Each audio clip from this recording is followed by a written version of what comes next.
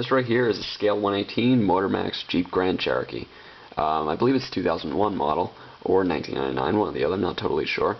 But it is definitely one of the older Motormaxes. Retails around $24, $25. It's US dollars for my international viewers. And so it's pretty low priced. And it also comes in silver and black. As far as I know, it is still being sold. Depending on where you find it, the price might differ a bit. So just keep that in mind. To start off, just overall, this car is decent. I wouldn't say that it's excellent, and improvements have been made to this particular car to make it more realistic. Just to point out, and I'll point out those improvements. To start with, we have this front grille, which mysteriously is black. I don't know why. All of them are like that, so it's not a factory defect. But I've never seen a Jeep Grand Cherokee, and I've seen a lot of them around here, with a black grille with this particular color scheme. Not totally sure why that is, but I don't know. Maybe it's an option. Not totally sure. These headlights right here, they're pretty good. I would say for Motormax, they're better than usual, mainly because you don't have that peg right in the middle. Sorry. That goes into the halogen headlight. You can actually see it. It's pretty good, I have to say. Definitely better than others. It does have suspension. This back suspension for this particular model, it's a factory defect, is pretty tight, but it does definitely still have suspension. Here, it works better on this side. You should have that problem.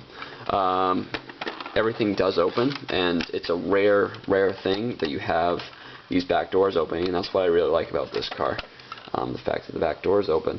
And it does reveal a reasonable amount of detail, albeit a lot of lacking color. Now, what you see in there right now has been slightly modified to get a better look. So it's matte. This is based off of the limited edition Jeep Grand Cherokee. You see that fake wood grain that you have there and there. It's to give the car a little better look. All the buttons are there. They're just not necessarily colored in. And the one that you get will not have this. So it's going to be pretty much all tan, except for these. Try to get in there. There we go. This right here, that's going to be black, and this right here will be silver. And a reasonable amount of buttons there. The reason why this little piece of tape's here is just because the door doesn't stay shut very well. A little inconvenient. And that just leads to another thing. These back doors, these will probably stay because they're kind of spring-loaded. I like to see that because they don't get weak, but these front doors aren't. So they sometimes sag, especially with these Motormaxes. This back door definitely has succumbed to a gravity effect. You can definitely expect that after a while. The engine detail, I would say very good.